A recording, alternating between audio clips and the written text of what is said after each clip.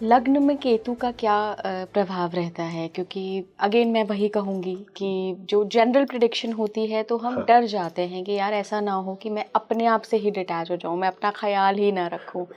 ठीक है, देखिए, राहु और केतु को चंद्रमा की नोड्स कहा है। राहु को north node of moon, Ketu को साउथ नोड ऑफ मून। जब मन बाहर देख रहा है, लाइक मेरे सामने स्पीकिंग ट्री लिखा हुआ है, तो मैं स्पीकिंग ट्री जो लिखा हुआ है उसको देख रहा हूँ, वो पेड़ मुझे दिखाई दे रहा है, मैं उसको समझने की कोशिश कर रहा हूँ कि स्पीकिंग ट्री को देखकर मुझे क्या अनुभूति हो रही है। अब यहाँ पर मैं क्या कर रहा हूँ, यहाँ मैं बहिर्मुखी हो रहा हूँ, मैं चीज़ों को बाहर जाकर देख रहा हूँ। लेकिन मान लीजिए आपके किसी प्रश्न से मुझे अंदर झांकना पड़ गया और अंदर अपने आत्मचिंतन करके ये सोचना पड़ गया कि जो आपने मुझसे पूछा है मुझे वो अपने भीतर जाकर देखना होगा, उसको, वो मुझे बाहर नहीं दिखेगा। तो मैं किस स्टेट में हूं? मैं केतु की स्टेट में हूं। तो वो एक अंतर्मुखी होने की स्टेट है। तो जिस व्यक्ति का केतु लगन में होगा उसको दिन रात अपने से एक ही सवाल करना है, मैं कौन हूं? ये सवाल बहुत छोटा है, बहुत छोटा सवाल है, लेकिन इसका उत्तर उतना सरल नहीं है। अगर मैं आपसे पूछूं आप कौन है, तो आप सिंपली मुझे कहेंगे मैं इला गोस्वामी हूं। मैं फिर आपसे बोलूंगा नहीं, आप कौन है? यहां आपको सोचना पड़ जाएगा। जिस दिन ये सोच आपके अंदर आ गई, आपको समझ में आ जाएगा लगन में केतु क्या करता है। लगन का केतु आपको तब मुक्ति देगा जब आप स्वयं को जानेंगे। क्योंकि हम लोगों के अंदर जो उत्सुकता रहती है ना, वो सामने वाले को जानने की बहुत रहती है। ये ऐसा क्यों है, ये वैसा क्यों है। लेकिन जो ज्ञानी व्यक्ति होगा वो किसी दूसरे को नहीं जानेगा, वो स्वयं को जानेगा। और जब वो स्वयं को जान लेगा तो उसको ये बात की अनुभूति भी हो जाएगी कि सामने वाले व्यक्ति में वो जो देखता है वो अपने ही प्रतिबिंब को देखता है। इसलिए अगर मैं आपके अंदर कुछ अच्छा देख रहा हूं तो वो अच्छाई पहले ही मेरे भीतर है, और अगर मुझे कोई बुराई दिख रही है तो वो भी बुराई मेरे भीतर है।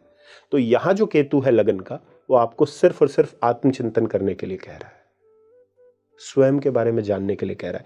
जिस दिन आपको अपना पता चल गया, जिस दिन आप ये उत्तर दे पाए कि मैं कौन हूं, आपको लगन के केतु का समझ में आ जाएगा। बाकी जो आपने एक जर्नलाइज प्रिडिक्शन कही, उसके बेसिस पर हम कह सकते हैं कि यस, लगन में जब केतु होता है तो आदमी एक बेफिक्रे से अंदाज में होता है, वो बहुत ज्यादा फिक्र नहीं करेगा सोसाइटी की, बहुत ज्यादा उस चीजों में नहीं रहेगा। एक ना सर जनरल मानसिकता होती है हम सभी की, आई थिंक 99% लोग ऐसे ही होते हैं जो एस्ट्रोलॉजी को देखते हैं कि मुझे पता करना है कि कौन सा ग्रह मुझे क्या दे सकता है और क्या नुकसान कर सकता है। तो जो हम केतु की बात करते हैं तो हम केतु को भी रिलेट करते हैं उसी मटेरियलिस्टिक गेन से, वही जो हमें दुनियावी चीज़ें चाहिए होती हैं। लेकिन आपकी बात से जो मुझे समझ में आया कि केतु बहुत अलग तरीके से काम करता है। केतु आपको कुछ सिखाता है, वो चाहता है कि आप समझो कि मैं क्या चाह रहा हूँ, ऐसा है? या केतु भी कुछ मटेरियलिस्टिक गेन वगैरह दे सकता है? इलाजी देखिए, मैं अपने अनुभव से आपको बता रहा हूँ, मतलब मैं कोई ये कहीं किताब में नहीं लिखा है। मैं कभी इस जद्दोजहद में नहीं पढ़ता कि मुझे ज्योतिष कितना आता है कितना नहीं आता, क्योंकि मैंने जो ज्योतिष में अनुभव किया उसी को लिया है।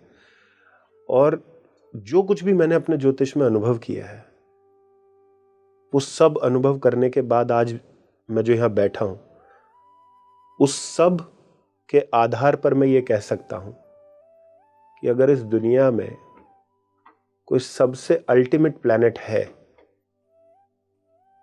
जो आपको कुछ न कुछ देगा ही देगा, वो केतु है। मुक्ति के अलावा भी? मुक्ति से बड़ा क्या है? लोग नहीं समझते। मुक्ति से बड़ा क्या है? यही चीज तो लोग समझते नहीं है। आप केतु की दशा में देखिएगा, केतु की महादशा आएगी, किसी की भी महादशा चल रही हो केतु की, वो देखिएगा केतु की महादशा जब भी किसी के जीवन में आएगी, वो अपने जीवन में किसी अपने प्रिय को खो देगा, अपने किसी प्रिय व्यक्ति को खो देगा। खो देगा मतलब? खो देगा मतलब that person will be gone. इधर फिजिकली, और मतलब चाहे वैसे वो कहीं चला जाए या उसकी डेथ हो जाए, कुछ भी है, बट कोई ना कोई आपके लाइफ से चला जाएगा। अब मैं आपसे सवाल करता हूँ, ये गलत है या सही है?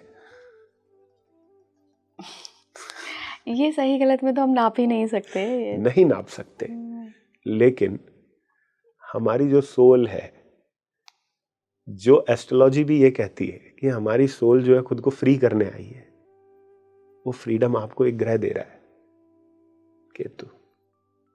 लेकिन प्रॉब्लम क्या है, मैं फिर आपको उसी चीज पे लेकर आ रहा हूं।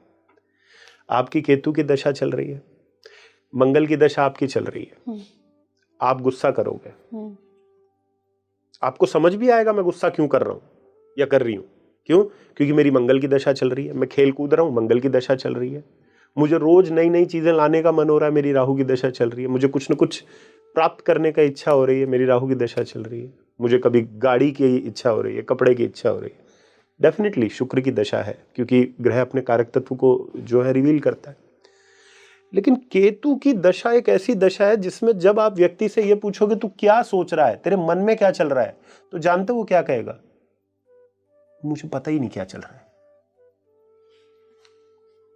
मुझे पता ही नहीं है क्या चल रहा है। आप समझ रहे हैं?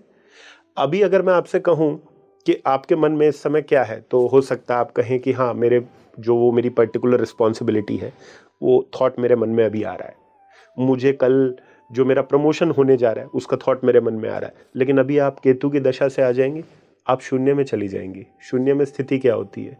विचार रहित। विचार रहित। और जहां शून्य की स्थिति होती है वही परमात्मा होता है, वही केतु है। इसलिए केतु की स्थिति जो है वो परमात्मा के होने की अनुभूति है। इसलिए केतु को सिर्फ और सिर्फ केतु ग्रह ही महसूस करने का और कुछ नहीं है। मुक्ति कोई शब्द है, मुक्ति कोई चीज है? मैं आपसे पूछूं कि मुक्ति को मुझे दिखाओ, क्या है मुक्ति?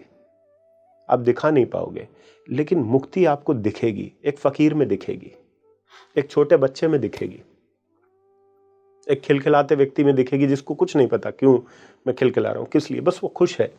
क्यों खुश है? पता नहीं क्यों खुश है, पता नहीं। जिस चीज का पता नहीं वही केतु है।